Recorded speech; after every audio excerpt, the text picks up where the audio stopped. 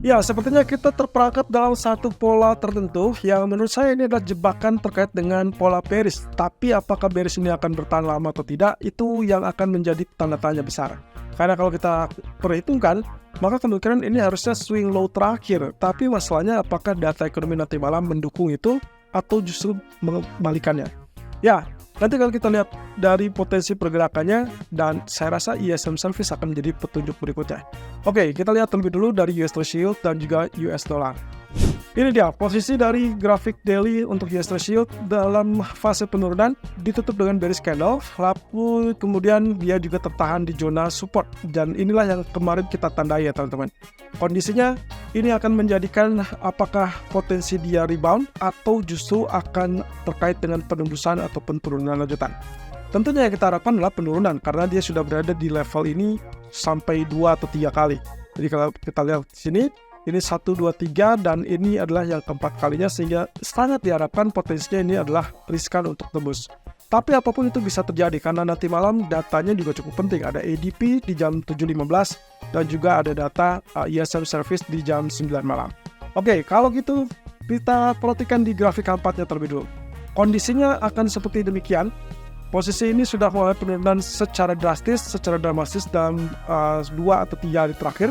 Jadi saya rasa trendline saya hapus, kemudian kita akan kembali ke dalam jalur posisi ini.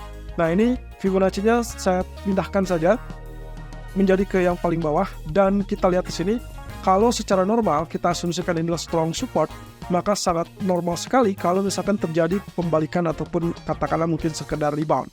Nah rebound yang saya pikirkan itu adalah area ini adalah area historical price-nya yang kebetulan kalau kita tarik ke kanan itu berhimpitan dengan zona 23,6%. Jadi saya asumsikan ini adalah level resisten yang kuat, at least mungkin untuk dalam waktu singkat.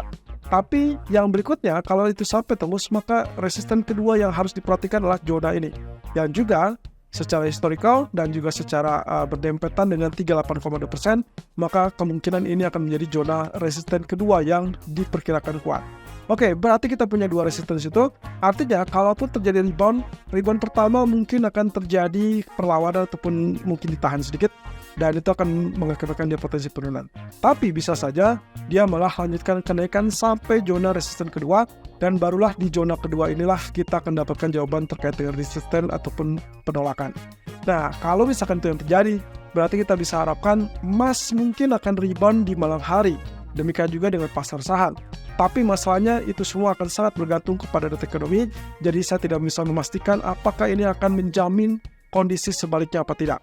Nah, sementara kalau kita lihat dari US dollar, yang ternyata juga di grafik keempatnya sudah mengalami penurunan keluar dari jalur, dan kemarin sudah kita gambarkan sekilas bahwasanya berasal dari atas, kemudian dia konsolidasi, dan akhirnya dia jebol pertahanan, maka harusnya dia akan lanjutkan penurunan.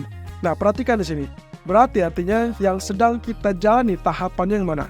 Tahapan inilah yang sedang kita jalani untuk saat ini.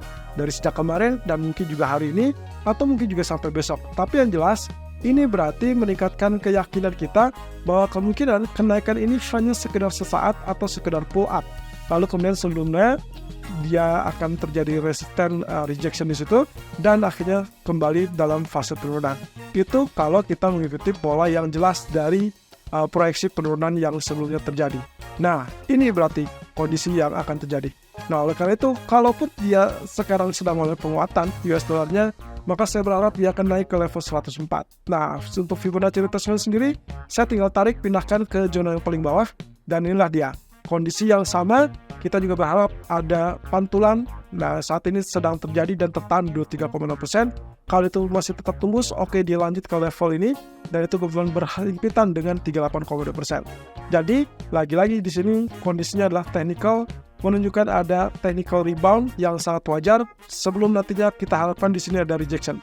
Tapi hati-hati, karena kemungkinan kalau misalkan datanya sangat bagus atau lebih bagus dari perkiraan, maka area ini bisa saja ditembus dan akhirnya dolar akan menguasai keadaan. Dan itu pula yang akan menjadi masalah yang sangat serius untuk emas ataupun pasar saham. Di sisi lain, grafik daily-nya memang menunjukkan kondisi reverse candle atau inverted hammer. Jadi memang sangat wajar kalau misalkan hari ini dia dalam potensi ataupun potensi pola kebalikan ataupun pembalikan arah. Tapi kalau lihat dari bearish dari head and shoulder-nya, ini hanya sekedar pull up yang masih normal. Oleh karena itu, kalau kita perhatikan dari grafik pound sterling, sangat wajar dia menyerah terhadap kekuatan dolar dan dia akan berbalik turun. Dan itu pula yang ditunjukkan dengan grafik daily-nya karena ditutup dengan bearish candle. Nah, kalau misalnya lihat dua candle terakhir teman-teman, ini kemungkinan bisa diasumsikan sebagai downward cover. Tapi kalaupun tidak masuk ke dalam downward cover, jangan paksakan. Saya lebih berpikir bahwa ini adalah terkait dengan single candle, satu candle yang berbentuk hanging man, sehingga potensinya tetap sama, tapi dengan kekuatan yang mungkin relatif berbeda. Ada potensi penurunan, tapi perhatikan level support yang terjadi di 2 hari yang lalu. Artinya, ini berarti di tanggal 3 Juni, ada level terendah 1.2693. Kalau sampai dia tembus, berarti confirm penurunan akan berlanjut, dan target utamanya adalah 1.26 area 80 ya. Nah, kurang lebih di candlestick yang ini 24 Mei ada 1.2673 ataupun 2680. Kalau misalkan sampai paling terakhir dia betul-betul tembus area ini, barulah kita katakan dia sangat kuat untuk terjadinya bearish. Kenapa saya bilang posisinya adalah penurunan untuk sementara? Karena ingat, untuk saat ini kita masih dalam bayang-bayang inverse head and shoulder yang diperkirakan belum selesai. Target utamanya adalah sesuai dengan ketinggian dari area head ini. Dan kalau kita ukur bersama, maka saat saya potong garis ini di tepi ini, maka kita akan dapatkan kenaikan tersebut harusnya masih tetap berpotensi mendorong sampai teritori 1.2860 atau bahkan mendekati 1.2890. So, untuk sementara waktu, memang harus menyerah dalam keadaan posisi US dollar yang lebih kuat. Nah, di grafik keempat, kembali lagi, potensinya meskipun tidak disebut sebagai head and shoulder karena dia sudah terlalu lebih tinggi di sini, maka yang sedang kita lihat adalah potensi untuk covering up ataupun ya mungkin pullback ya, lebih tepatnya menguji level support di area sebelumnya 1.2700. Oleh karena itu, kalau misalkan kita ambil garis, maka trendline yang akan saya tarik dari sini adalah bagian ini, saya tarik ke bagian yang paling puncak di sini. Nah, ini menunjukkan potensi pola yang bisa dibilang expanding triangle ya. Kalaupun misalkan Anda ambil di titik yang kedua, lalu kemudian trendline-nya kita perpanjang, maka hasilnya akan seperti demikian. Dan ini adalah expanding triangle yang seharusnya secara normal ini masih punya kesempatan untuk rebound kembali. Tapi kalau sampai zona supportnya ditembus, maka yang akan terjadi adalah kelanjutan penurunan dan ini akan sangat kuat membalikkan keadaan. Bayangkan, dari potensi kenaikan sebelumnya, dia langsung kemudian tertahan dan akhirnya dia malah kembali lagi ke dalam fase penurunan. Nah, ini yang saya khawatirkan. Tapi kalau misalkan areal support 1.2700 ini tidak ditembus, maka kita bisa berharap di sini akan terjadi rebound dan kemungkinan akan mengejar 1.2800 persis dengan strategi yang awalnya sempat kita perkirakan akan terjadi kenaikan. Oke, berarti kita tinggal pisah ke bagian crude oil. Perhatikan area support yang berikutnya yang saya sudah tandai di area 71.40. Kalau saya perkecil, ini adalah historical price yang terjadi. Jadi next targetnya adalah area ini 71.40. Kemarin sudah sempat saya sampaikan bahwasanya kemungkinan target 71 atau 72 itu akan tercapai. Tapi ya, saya sih tidak berharap bahwa 71 itu akan ditembus lebih dulu.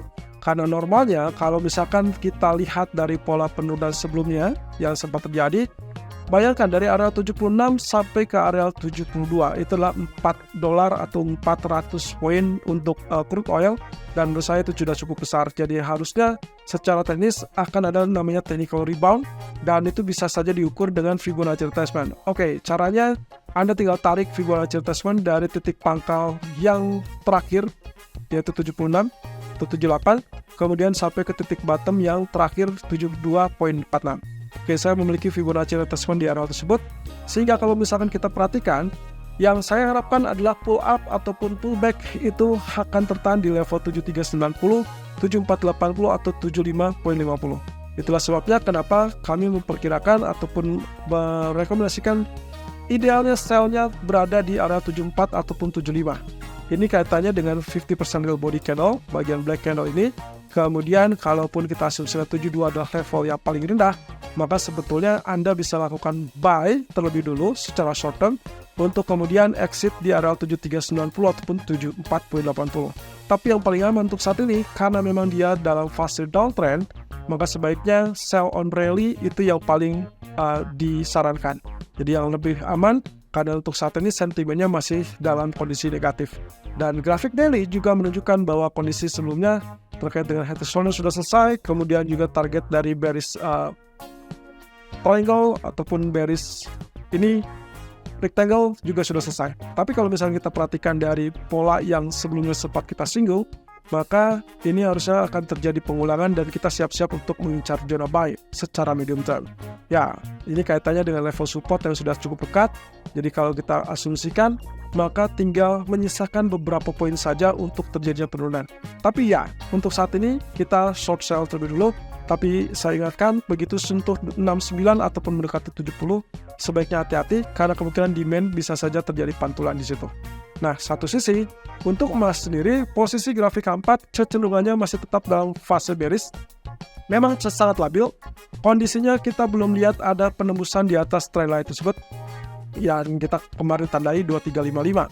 Saat ini berada di 2352, jadi selama dia tidak tembus 2352, Anda masih diperkenankan untuk lakukan sell. Nah, kalau kaitannya dengan shortnya sekali, di sini kita lihat long black candle, kemudian kenaikan yang sebelum terjadi sesi Asia, kita asumsikan tertahan di 50% long black candle tersebut. Jadi ya, 2341 adalah masih tetap dalam zona sell Anda. Walaupun strategi tadi pagi terlalu cepat untuk melakukan sell di area 30 atau 32, stop loss 38, tapi juga ini masih tetap mengisarkan ada potensi untuk terjadi penurunan kembali. Terlebih kalau misalkan Anda lihat ternyata dia mampu tembus 2318, maka pertahankan posisi sell tersebut. Untuk asumsinya target terdekat adalah 2306, 2307 atau terjauh adalah 2285, 2280. Tapi hati-hati teman-teman, saya tidak akan menganjurkan Anda untuk melakukan sell terus-menerus, terutama kaitannya kalau sudah sentuh level 2305, 2307 atau bahkan sudah mendekati 228085. Jadi yang terbaik adalah saat dia sudah turun, kalau ternyata belum rilis data, sebaiknya Anda wait and see, tunggu sampai rilis data selesai, dan pastikan action berdasarkan data ekonomi. Kalau data ekonominya relatif lebih rendah, Anda silakan untuk switch strategi menjadi area buy. Dengan asumsi, buy yang paling kuat atau demand paling kuat, kita harapkan berada di kisaran 2304, 2306, ataupun 2285, 2290-an.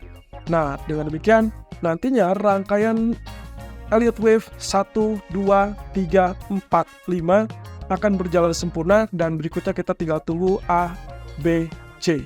Jadi kita akan menetapkan posisi ini mungkin saja baru akan terjadi sebelum data non-farm payroll dirilis hari Jumat. Nah, untuk sementara di grafik daily terlihat jelas di sini area 2325 kembali diuji. Tapi dengan catatan teman-teman, meskipun 1, 2, 3, 4 dan bahkan bonus yang kemarin sebelumnya itu sempat menyentuh 2325 dan bahkan turun di bawah 2325, tapi perhatikan closing price masih berada di atas 2325. Itu sebabnya untuk hari ini pun akan relatif sama. Kalau terjadi penurunan, jangan dulu panik. Selama dia tutupnya di atas 2325, maka bullish masih akan tetap terbuka. Berbeda cerita kalau ternyata dia ditutup di bawah 2325, maka kemungkinan target yang paling memungkinkan adalah 2306 atau bahkan 2280 yang pernah terjadi di riwayat sebelumnya. So, untuk hari ini, saya perkirakan kalaupun misalkan dia akan mulai kenaikan, kelihatannya belum terlalu kuat, tapi semua akan bergantung kepada data ekonomi. So, untuk saat ini masih tetap sell dan hati-hati saat mendekati zona support tersebut.